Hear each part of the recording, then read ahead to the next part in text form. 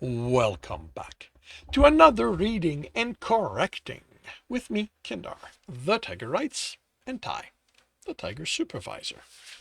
These are where I read a chapter from one of my stories and correct it as I go. If you want to listen to these live, it's every Tuesday morning, 8 a.m. Eastern Time on Twitch. And if you are looking to support me, that is on my Patreon. Today we are doing Chapter 5 of Trustless Shadows. You're up. This arbiter is short and squat. I stand and wait for the women to leave the cage. One has a broken arm, the other long gashes on her face, and it takes a man each to keep them from continuing to pound on each other. The young man with the mop does a quick cleanup, and I step in. Ladies and gentlemen, a deep voice resonates through the warehouse. Your eyes aren't deceiving you. There's been a last-minute change to the schedule. The first of our returning fighter is a man who has surprised us all over the last months.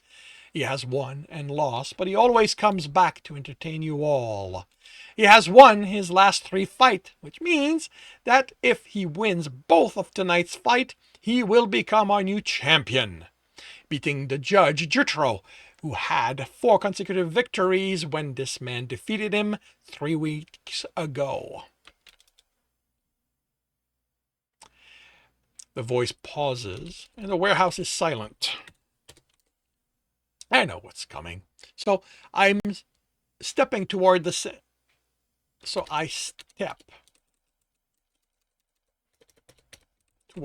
of the cage. Ladies and gentlemen, I give you Black Fist Derick. I stop as he says my name and raise my right fist in the air to the crowd's cheers and boos. The first time this happened, the volume almost knocked me off my feet. The first time I came here, I wore black gloves to hide my hands. My plan had been to fight with them on, but the people running the fight wouldn't let me. If I hadn't needed the money so badly, I would have laughed rather than take off the gloves. Back then, I was still worried a casual glance at it would tell them I wasn't at it. Yeah, at my hand. Would tell them I wasn't human. No one had even blinked at my black hand. They'd examined both hands, feeling the skin to make sure I didn't have anything under it. I only got 2 comments on my hand. One was how surprised at how uniform the ink was, and another thought it was a waste for me to have gone for black since my skin's brown. Over multiple fights, with Robert's help, my black hand has become my trademark. As always, Black Fist is full of energy. I'm used enough to the voice to recognize the sarcasm in it now, but don't let his dour expression fool you. He will give you a great show this evening. His opponent comes to us from the other side of the city, and he's here because he has a bone to pick with Black Fist. This is Judge Jutro's best friend, here to take some revenge on Black Fist for putting the judge in the hospital. I give you George Gentry. The crowd cheers as the man enters, but nowhere near as loudly as they did for me. George slams a fist in his open palm. I'm going to take you apart. He rips his shirt off and throws it out of the cage. He only wears loose pants and shoes. His skin is the same pink as most people in this city. His blonde hair is short and messy. He moves about, raising his hands and yelling at the crowd. I turn in place, so I keep facing him. I smile. Fighters to the center. I take a step back and George steps forward. Yeah, you don't know what to do with the S at the end of the name. And George steps before me. You know the rules, the voice says. I want a clean fight. George swings before the words stop reverberating, hoping to catch me by surprise since the fight hasn't officially started yet. I saw him put his weight on his back leg before he pulled his arm back. I wait for the fist to come at me, then crouch slowly. Slowly for me is still fast enough. The swing goes over my head. I punch him in the stomach, just hard enough for him to feel it. I roll back, then get to my feet, out of his reach. The hardest thing in these fights is to move slow enough to appear normal, to hit softly enough no one notices my strength, and to keep my skin from reacting and giving myself away. George snarls and throws himself at me. He's fast for a human, but I get out of the way easily. He lands next to me, and his fist is already moving. I let it connect with my shoulder and let the impact push me off balance. He presses with another punch, which I block, and responds with a fist to his face, but he dodges it. I step back, and we face each other. Robert likes for the fight to last between 10 to 15 minutes, but all I want to do is punch him and keep punching until there's nothing left of him. I force myself to stay calm, and I step forward to launch a punch at him. He moves to block, but instead of hitting his arm, I open my hand and grab it.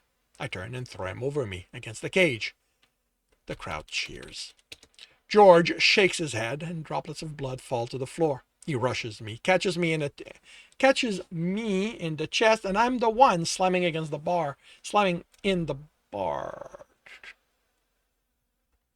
bars.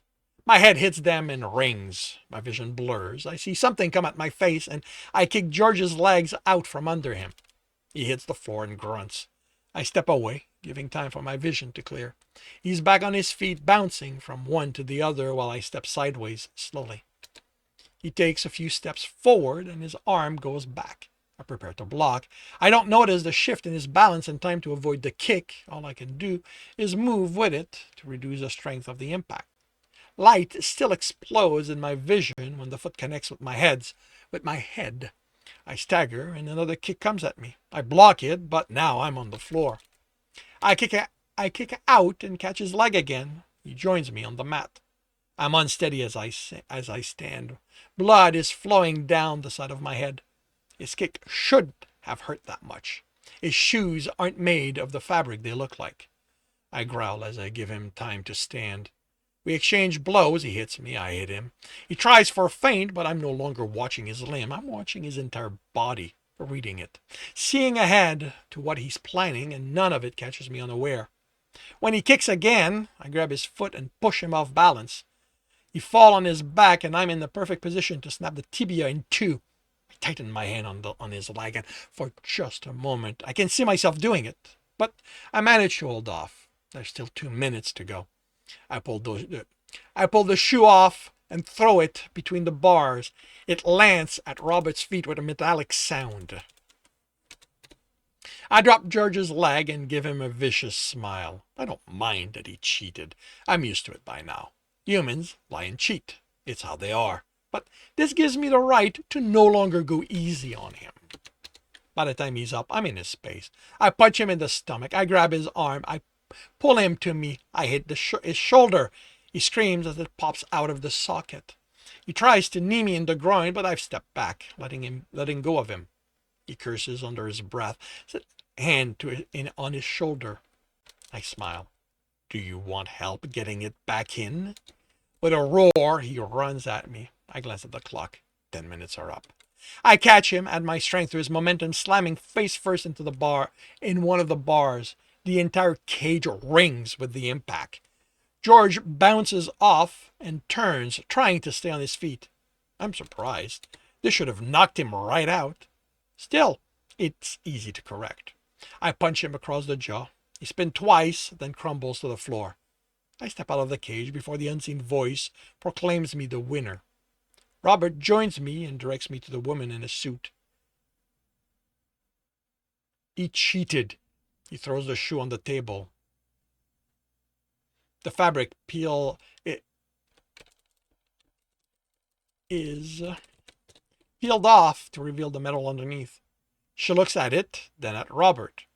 What do you want me to do? Take away his loss? Your fighter won. I thought you checked for those things. We do. You must have changed them just before the fight. Robert glares at her before guiding me to a chair. Let me look at your head. It's not that bad. He dampens a cloth with antiseptic and dabs at the wound. It stops bleeding. That's good. The unseen voice sounds throughout the warehouse, letting the crowd know who the next fighters are. The crowd cheers. I don't pay attention to either. I'm fortunate that I don't heal so fast people can notice. I'll have to avoid Robert for a week, otherwise he'll wonder where all my injuries have vanished to. But hopefully after tonight, I won't feel the need to pound anyone else into the ground for a while. And this concludes Chapter 5 of Trustless Shadows. If you are enjoying this, please leave a like. If you want to know when the next chapter is going to be up, subscribe and hit the bell. If you want to read the story as well as the other books in this trilogy, they are available on Kindle Unlimited. If you want a different way to support me, that is on my Patreon, where you can get access to basically everything I have written. And if you want to listen to these live, it's every Tuesday morning, 8 a.m. Eastern Time on Twitch. Links are in the notes, and with that, I shall wish you a good day.